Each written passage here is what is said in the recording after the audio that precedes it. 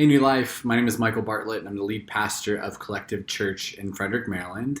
And I had the opportunity to share with you guys a few months ago, and I'm excited to share with you again with some of the things that we're wrestling with as a church. And I hope that is encouraging and inspiring for you as we continue to pursue faith and pursue Jesus during this time and during this pandemic. A few years ago, I was working in a hotel in Johnson City, Tennessee, and that's a whole story for another time. But while I was working there, I met some people who were forest rangers working on the Appalachian Trail. And before you picture like Ranger Smith from the Yogi Bear show, this group wasn't anything like that. They're more like bearded lumberjacks with chainsaws and badges. And their job was to walk the Appalachian Trail to make sure it was safe for hikers. You see, after a harsh winter, a spring that was full of tornadoes, and millions of people hiking yearly, parts of the App Trail were unsafe. So their job was to hike the trail from Georgia to Maine in order to clean it up and create new paths that were safe for people to enjoy. So they'd hike for a few days, clear new paths, make the older paths stronger, and then head to their next stop. And I was admittedly fascinated by what they were doing. And so I began to ask them everything that I could think of. How did you get into this field? What did you love about your job? What was the most challenging part of your job? What's the weirdest story that they had? Have they ever seen a bear? What did they do when they saw a bear? Like, did they get as big as possible and start growling, or did they just walk away? I even asked them what stretch of the trail was the hardest to navigate.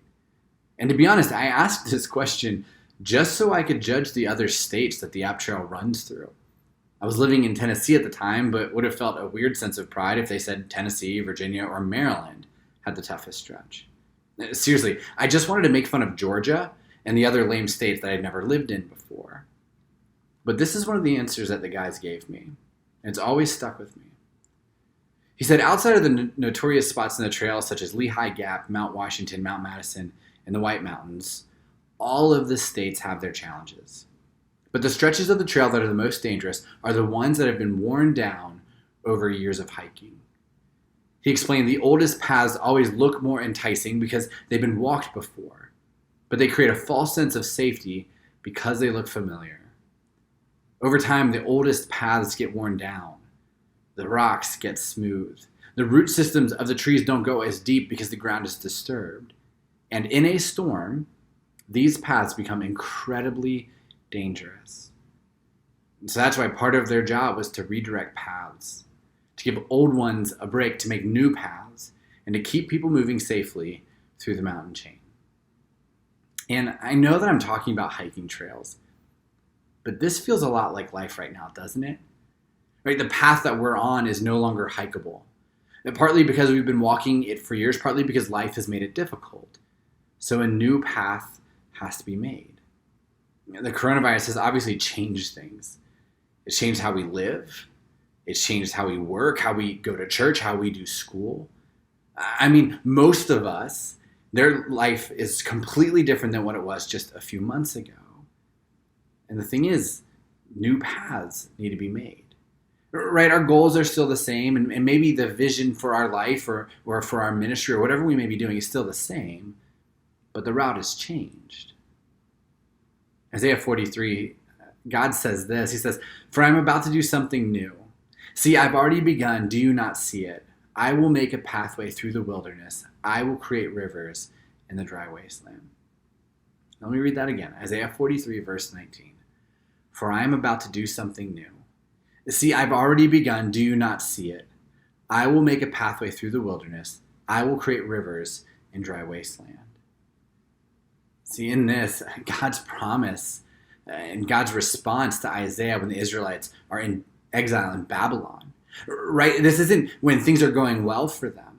This is when they're in a tough spot in their life, when they're asking questions, when they're crying out to God, when they're trying to figure out what is going on. God, the way we were on isn't working anymore.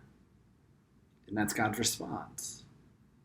Right? God's people are frustrated. They're afraid. They feel stuck. And God responds that he is making a new way for them. And 2020 hasn't been the year anyone imagined it would be. Right? When we woke up on January 1st, no one thought this is going to be the hardest year in a while. And being in the DC area, Northern Virginia, that's where I grew up, like there's been some hard times, right? We remember what it was like when the world stopped on 9/11. But this is different. It's lasting longer. It's changing more things. It's going through multiple seasons. Right? This isn't the year any of us imagined it would be.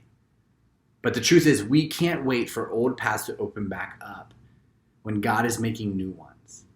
Right? God is making a new path in your life. God's building new relationships. He's creating new opportunities for you to have spiritual disciplines, for you to spend time with your family, for you to spend time in the Bible. Right? Time is different now. Instead of lamenting the paths that can no longer be hiked, instead of lamenting the way things used to be, we have to take a step back and trust the fact that God is doing something new right now. He is making a pathway through this wilderness. He's creating rivers in the dry wasteland. The question is, are we going to keep going on God's path? Or are we constantly looking back at our own? The one that's been worn down. Maybe the one that wasn't working anymore. Or the one that looked and felt safe, but actually was hindering our faith, hindering our relationships, hindering our marriages. The truth is, as tough as this season is, and as hard as it is right now, God promised us new paths, new ways. The question is, are we going to step through those? Are we going to create new disciplines and new habits? Are we going to go down the new paths? 2 Corinthians 4:1, it says this, "Therefore, since God in his mercy has given us this new way, we never give up." Right? God has given us a new way. And the truth is, for our own life, that's Jesus. Right? Jesus is the new way. It's a better way to live. It's a better way to make decisions. It's a better way when it comes to justice and morality and all of those things that matter so much right now. And the truth is, because we have this new way, because God has promised us a new way, that gives us the energy to keep going. We don't give up. And so for 2020, as we get into the fall and we approach school and a new season of work and vacations that have been changed and relationships that have been impacted and family who we haven't been able to see or talk to the way we thought we would, it's easy to take a step back and be frustrated and get down. But I want to encourage you that God is making a new way. And because of that, we don't give up. And it isn't easy.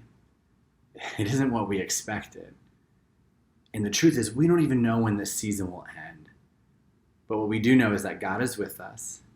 And if we keep trusting him, if we keep going on the path that he is creating, we will get through this. Our faith will be stronger. Our relationships will be stronger. Our churches will be stronger. And we will never regret going down the new path that God created for us instead of going back on the old paths that aren't working anymore. And so I encourage you, take a step back this week and figure out what new path God is creating in your life. And for some of you, it's Jesus. And for some of you, you haven't taken that step, you haven't moved toward putting your faith in him yet. That is the new path that God wants you on. For some of you, though, it's new disciplines, new priorities, new investment in good things. Find the new paths and trust that God is leading you through them. Thanks.